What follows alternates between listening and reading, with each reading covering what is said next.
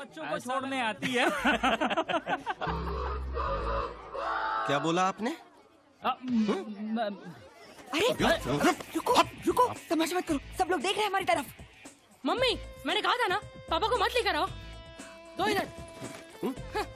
आयुष रुको रुको, दूसरों पर गुस्सा करने से पहले जरा खुद की तरफ देखो। किसे ऐसी नहीं आएगी? आजकल तो आयुष को भी शर्म आती है आपकी। ये क्या? देखो आके किसी और को दिखाना। शुक्र मानो कि आज तक मैंने आयुष को नहीं बताया तुम काम क्या करते हो। जिस दिन जान जाएगा ना, जो बची कुछ इज्जत है आपके लिए वो भी चली जाएगी। तो ये है लंबोदर झा का छोटा परिवार, दुखी परिवार। भगवान ने हाइट देने में कंजूसी क्या की और लंबोदर का आसमान छूने का सपना ही रह गया। कोई कुछ भी कहे बॉस, लेकिन साइज मैटर्स।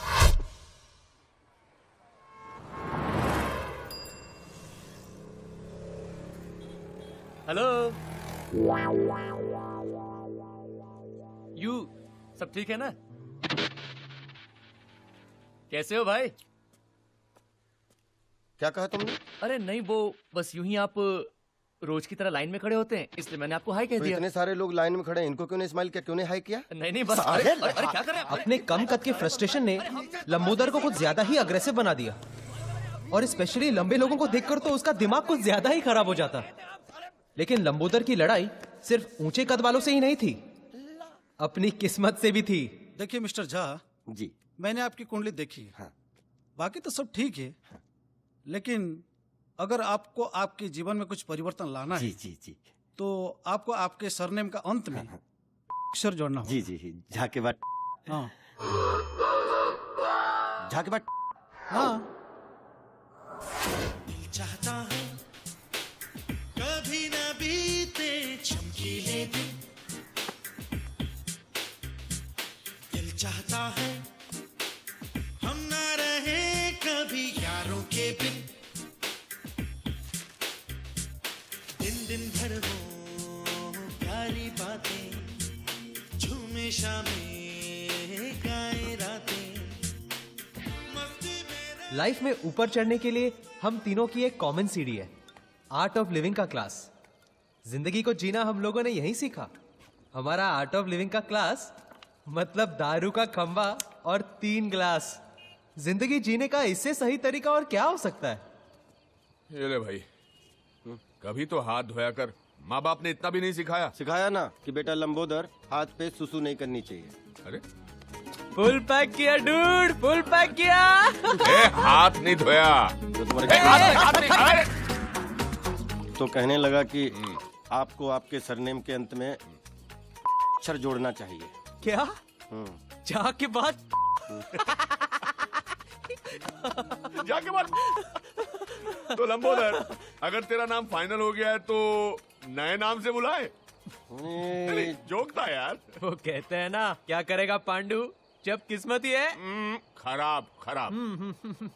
साला, किस्मत बदलने के लिए इज्जत गंवानी पड़ेगी। वो गायत्री भी बार बार धमकाती रहती है कि बेटे को बता देगी मैं क्या काम करता हूँ। इस औरत से शादी करके क्या ना, रक्की, तुम ये गलती रिपीट मत करना। एक ऐसी औरत ढूंढ जो तुझसे प्यार करे, एक ऐसी औरत जो तेरी सेवा करे, और एक ऐसी औरत जो तेरे लिए खुद कमा कर लाए। हाँ डूड, बस इतना ख्याल रखना पड़ेगा कि तीनों औरतें कभी आपस में ना मिले। अच्छा था। वो कुछ पैसे वैसे का जुगाड़ हो जाए तो ये नौकरी वोकरी छोड़ के बिजनेस शुरू करूंगा। अपनी भी वही स्टोरी है ब्रदर, नोट चाहिए नोट। जिस दिन जुगाड़ हो गया ना, नेक्स्ट डे प्रिया के साथ टेक ऑफ। डूड, बहुत लाउड हो रहा है। ये लाउड है? ये लाउड नहीं है। लाउड जानता है क्या है? लेटेस्ट। मेरे बेटे ने मुझे चौकीदार की नौकरी ऑफर की है। ये लाउड है साला, ये लाउड है। डूड, ये पुरुषोत्तम का नाटक आजकल बहुत बढ़ गया है। एक चाबुक आइडिया आ रहा है मेरे दिमाग में। एक दिन ना मजबूत बजाते हैं उसकी। एक दिन क्यों, कल ही कान के नीचे देता हूँ। बहुत दिन हो गए वैसे यहाँ साफ किए हुए। कान के नीचे तू लंबोदर, तू, मुझे नहीं लगता तेरा हाथ उसके कान तक पहुंचेगा। अच्छा था दोस्तों, अच्छा था। बट सीरियसली डूड, इस पुरुषोत्तम का कुछ ना कुछ तो करना पड़ेगा। ए, जाके बात, वो बॉटल देना उधर से।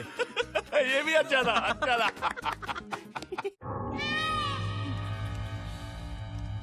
खोखा, अरे खोखा मांगा है, खोखा। आप समझते हैं खोखा? 1 करोड़। बेटा गलती से रॉन्ग नंबर लग गया होगा, और मुझे लगता है खोखा नहीं, कोका कोला मांगा होगा। अरे बाबा, दुबई से फोन आया था, दुबई से। हम कब आते हैं, कब जाते हैं, पूरी इंफॉर्मेशन है उनके पास। यहाँ मेरी पूरी एक तो किसी की नजर में ना है, इसलिए इतना पैसा कमाने के बाद भी इस मिडिल क्लास सोसाइटी में रहते हैं।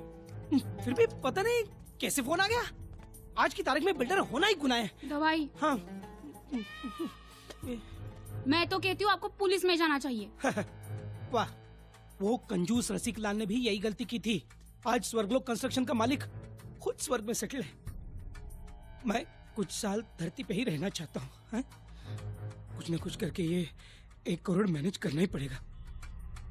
कह रहा था वापिस फोन करेगा।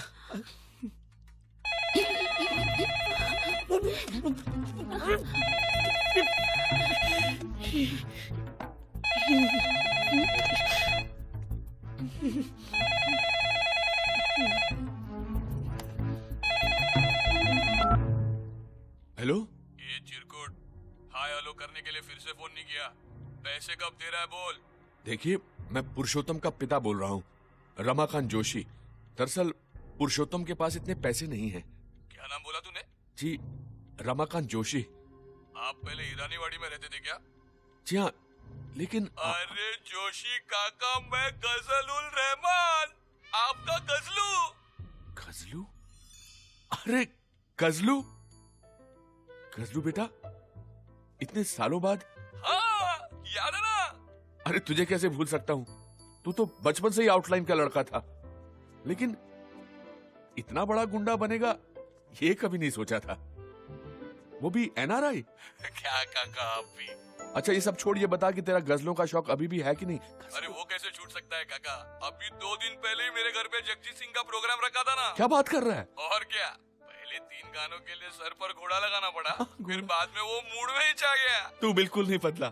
अरे कितनी बार समझाया कि ये रिस्क वाला काम मत किया कर रहे। अरे कैसे छोड़ू काका, जॉब सेटिस्फेक्शन बहुत है ना। Job satisfaction? लेकिन आज लोचा हो गया काका। क्यों, क्या हुआ? आपके घर पे फोन किया, आपके गजलू को माफ कर दो। हाँ, गलती हो गई। माफी क्यों मांग रहा है? मैं समझता हूँ। वैसे काका, आपको कोई तकलीफ विकलीफ दे रहा है तो बोलना। तकलीफ? तकलीफ तो दोनों दे रहे हैं। कौन दोनों? एक आर्थराइटिस और एक अस्थमा। काका, तकलीफ मतलब भाई लोग की तकलीफ। अरे नहीं, हम लोगों को ऐसा क्या। खैर फिर भी कोई बात होगी तो मैं जरूर तुम्हें बताऊंगा। काका अभी फोन रखता है क्या? पाए लागू। अच्छा बेटा, जीते रहो। पापा, आप नहीं होते तो मेरा तो 1 करोड़ गया होता ना। अरे ऐसे कैसे जाने दूंगा? रखवाली करना मेरा काम है, आखिर वॉचमैन जो हूं।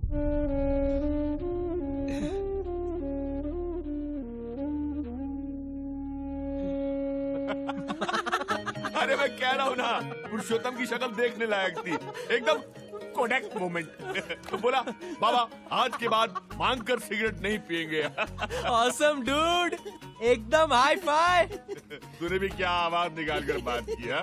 फुल विकेट गई होगी ना पुरुषोत्तम की? अरे बिल्कुल, मैंने तो इतना डरा उसे सुहागरात वाले दिन भी नहीं देखा था। लेकिन काका, तेरा बेटा तो तेरे से भी ज्यादा डरपोक निकला। अरे मैं तो 2 बार सोचता, वो तो एक पांव पर खड़ा हो गया 1 करोड़ रुपया देने के लिए यार। तैयार हो गया? हाँ, क्या टेप लगा रहा है? नहीं सच कह रहा हूँ। बोला कि पुलिस के पास भी नहीं जाऊंगा। तुम देखते ना बात करते उसे। काका 1 मिनट, हाँ, वो 1 करोड़ देने को तैयार है, पुलिस के पास भी नहीं जाएगा। हाँ। काका की फाइल में भी तो पुरुषोत्तम का हिसाब किताब कुछ 1 करोड़ ही बनता है ना। तो क्यों नहीं, मतलब हेलो ब्रदर, क्यों नहीं हम। सीन लाउड हो रहा है? हाँ, फोन करके बजाई ना उसकी। डूड सिगरेट का पैकेट जेब में लेकर शाइनिंग कर रहा है ना, तो बस इस आइडिया को ना इधर ही धन्यवाद करो। क्या तुम लोग एक्चुअली एक्सटॉर्शन के बारे में सोच रहे हो? अरे एक्सटॉर्शन नहीं यार, इन्वेस्टमेंट है जो मेरे बेटे पर मैंने की है। तो डूड एक्सेप्ट करो कि कभी कभी इन्वेस्टमेंट्स डूबती भी है। अरे इतना अच्छा मौका मिल रहा है पैसा कमाने का, तू जो है। देखो भाई, अगर मेरी शादी प्रिया के साथ नहीं हुई ना तो मेरी जिंदगी भी तेरी तरह झाके बाट हो जाएगी। पैसे की जरूरत मुझे भी है, लेकिन इस तरह धमका के पैसे निकालने वाले हम कोई क्रिमिनल थोड़ी ना है। ठीक कह रहा है, बिल्कुल ठीक कह रहा है। अरे ठीक कह रहा है ना। जिंदगी भर की कमाई हुई इज्जत जाने से बेहतर है कि अपनी कमाई चले जाए। और वैसे भी पुरुषोत्तम का डरा हुआ चेहरा देखकर मेरा 1 करोड़ रुपया वसूल हो गया। वैसे डूड, नाम माइंड ब्लोइंग था ना, गजल रहमान। माइंड ब्लोइंग कहाँ से मिला? बांग्लादेश के किसी क्रिकेटर का नाम क्या है। बात कर रहा? वैसे उसका नाम फजल है। अब इसने इफेक्ट के लिए गजल कर डाला। अरे क्या